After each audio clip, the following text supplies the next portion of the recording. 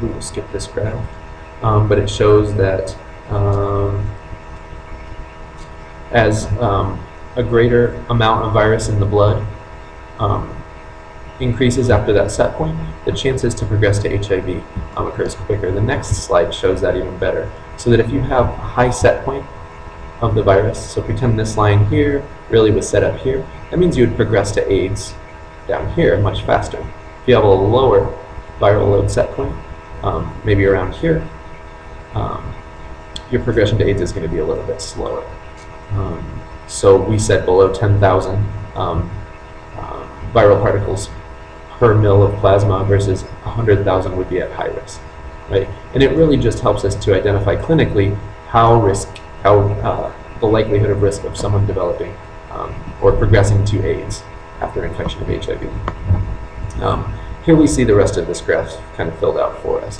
We see the eventual decline of CD4 positive cells as the viral load, or as the HIV virus is able to mutate, to evade antibodies, and to infect more efficiently. This is all without treatment, just please note that. Eventually there's a point where it reduces the number of CD4 cells so significantly that the body's immune system is impaired, unable to fight back. At this point, it's not only impaired against HIV, but other opportunistic diseases. So we talk about this point in time where an individual progresses to AIDS. At this point, typically, your CD4 count has dropped below 200, and this all comes into play when we talk about all the factors that are required to diagnose someone with AIDS. So we will skip that clicker question. We will progress. A good note on this is that CCR5 is the initial co-receptor used. Later on in progression, CXCR4 is used by HIV as well. At this point, HIV is able to target resting lymphocytes in the blood, where CCR5 is expressed on active lymphocytes. CXCR4 is expressed on resting lymphocytes. Basically, it's the library that Dr. Jacobs mentioned, that when you're able to take pieces out of that immune library, you're really not effective in fighting most simple diseases that people with a full complement of an immune system could affect and to fight back against. And that's why you get strange diseases, strange fungal illnesses, bacterial illnesses, even susceptibility to viruses that you would never really have if you weren't immunocompromised or you didn't have a reduced immune system. So this is a real important slide. It spells out HIV and AIDS, which we've talked about, but it talks about the AIDS case definition. So we talked about infection of HIV being pivotal in AIDS, and we're going to talk more about that in the lecture where we talk about AIDS denialism. But you have to have HIV infection, and you either have to have two things: a CD4 count less than 200 or an opportunistic infection. So relate that back to the chart. You know that this individual is infected with HIV, but as his disease or his or her disease progresses, your CD4 count reduces and it's below, at this point, 200.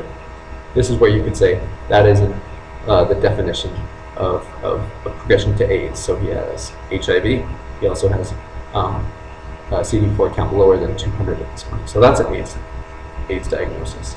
Say the CD4 count was still above 200, maybe at 300, but the individual did develop an opportunistic disease. In class today, we heard Kirk Baxter talk about Kaposi sarcoma or pneumocystis carinii pneumonia, PCP. These are opportunistic infections that are AIDS defining. So you have an OI and infection with the virus, and you can say that is also a case definition for AIDS. So know this very well. Know that it could be HIV infection with either a CD4 count less than 200 or an opportunistic infection, or all of them together. So it's also important to know when we're talking about this that treatment can change everything. So an individual that is treated with heart therapy and compliant to heart therapy sees a reduction in viral load to an almost undetectable level. So let's say there was no flu-like symptom, or if there was, the individual said, oh, I just have a little bit of a bug. Spent some time, and it's about 6 years, spent some time, and about 6 years later, found out that yes, I'm an HIV positive individual. At that point, you'd start heart therapy, right? You would catch the CD4 count at this point before it went below 200, which is great. But you reduce the amount of virus using that heart therapy that we talked about in our last review. And this allows the CD4 count to recover. So you're never going to recover completely to what you had prior to infection with HIV, but you can regain a lot of your immunocompetence back. The idea is that on heart therapy, you can keep HIV at an undetectable level for a long time. At this point, it seems like it's going to work a lot longer than an individual is going to be able to live due to the toxicity associated with the ARVs. So now it's not a death sentence infection with HIV, but you can really mediate the effects of HIV on the immune system using the heart therapy and ensure that these individuals can live longer, healthier lives. So this is, just a recap of everything we talked about. Review what we hit on. Review what we hit on. Know that this is the acute HIV syndrome, the flu-like symptoms, but there's a window period here that when we're testing, we're not going to be able to test for the virus right here because it doesn't reach high enough levels to be tested for. You're not going to see the antibody. So right after initial infection, you're not going to be able to test these individuals as positive, right? Know that there's a latent period, this asymptomatic stage, and know the definition for AIDS. What occurs and how do you define someone as an AIDS patient versus an individual infected with HIV? This is important stuff, so spend time with this. I'm going to hit on it briefly. ELISAs are your initial tests for HIV.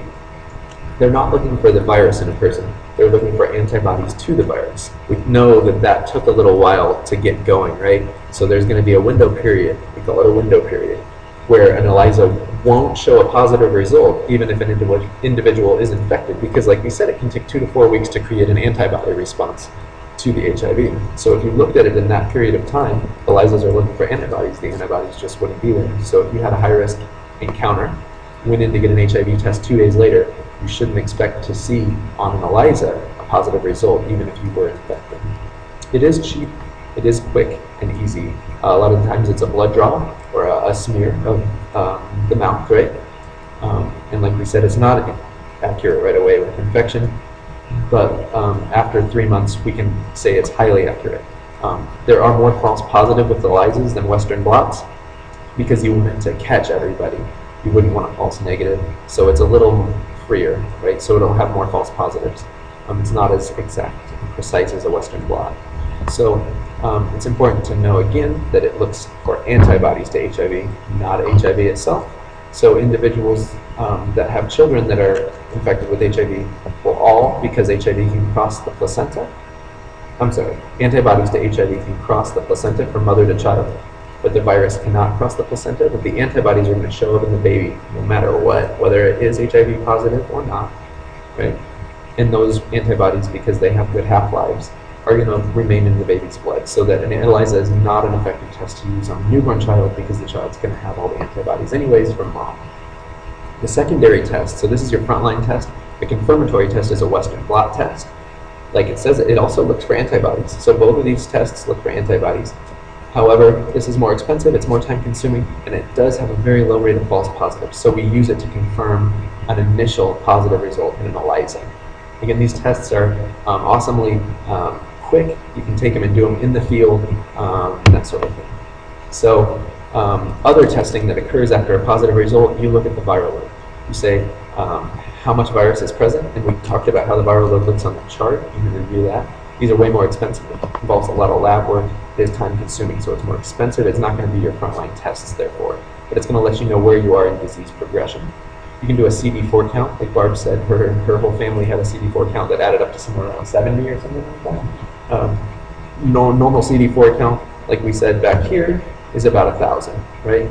So when you start to reduce CD4 counts, it's important to know where you are to understand disease progression as well. Viral genotyping, we talked briefly about it, but we need to know with the virus what kind of drugs is the HIV resistant to. This is really time consuming, it's very expensive, and it's not something that you're going to do unless you're positive, you know it, and you really need to know how to progress to treatment. So this is a review, again, of the way that HIV invades, how that looks and what it does to the body. So know how